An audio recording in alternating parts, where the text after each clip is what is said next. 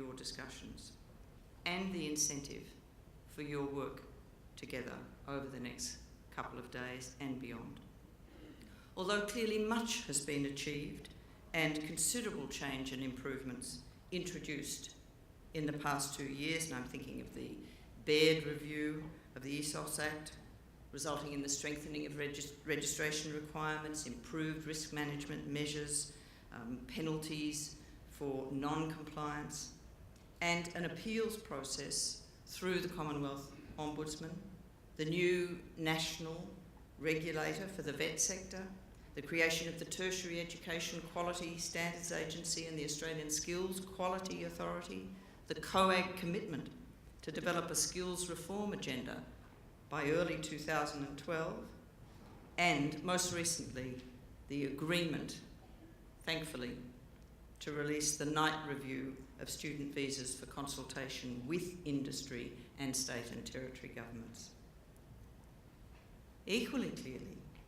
many of these changes will need to be worked through, and the new organisations and agencies and authorities put to the test, so to speak, and there are still many matters unresolved, as the Queensland Premier's recent appeal for emergency intervention by the Commonwealth Government on international education made abundantly obvious. And whatever governments may do, I believe there are still many hard questions for the industry and this sector to ask itself, and much vital advocacy and developmental work to be pursued on national education and training matters, as opposed to the international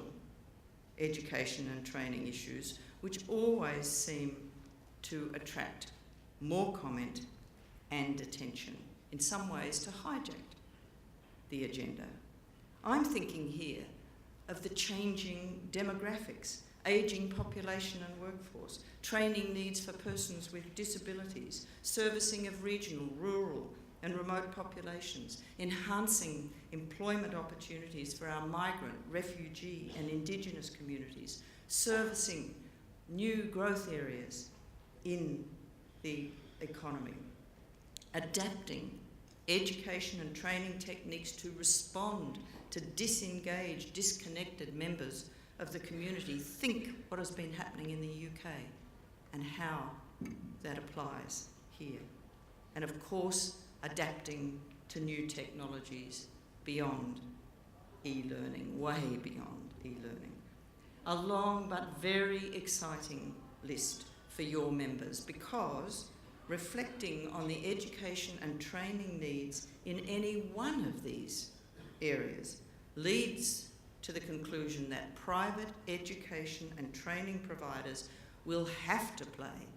an increasingly significant role, claim that role, if these demands and needs are to be met, and that ACPET's importance and influence as the National Industry Association for Independent Providers and that critical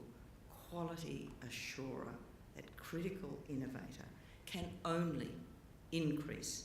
in the future. I am vividly aware that ACPET is leading the way already in a number of these areas, staking out new territory, for example, with the statement on social inclusion and diversity, and the practical suggestions it's been offering to members about how to incorporate socially inclusive practices into each stage of their business, and with that National Disaster Scholarship Scheme established after the Victorian bushfires in 2009, which assumes new meaning for us here in Queensland after that summer of disasters. It's my impression as an outsider, as an observer, that these initiatives have set new benchmarks for the industry, not only nationally, but internationally, and that their development and promotion warrants high praise and congratulations, which I am very happy to deliver, and I will be very happy to continue to promote,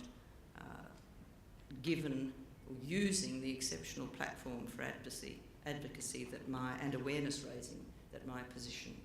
offers. I want finally to congratulate the conference committee on the stimulating and interesting program that they have put together to help focus thinking on all of these matters. And I wish you well in your deliberations, as I wish you all a most enjoyable stay in Queensland. And it is now with much pleasure and much interest in learning, eventually, the outcome of your discussions that I declare the 2011 National Conference of the Australian Council for Private Education and Training to be officially open. Thank you.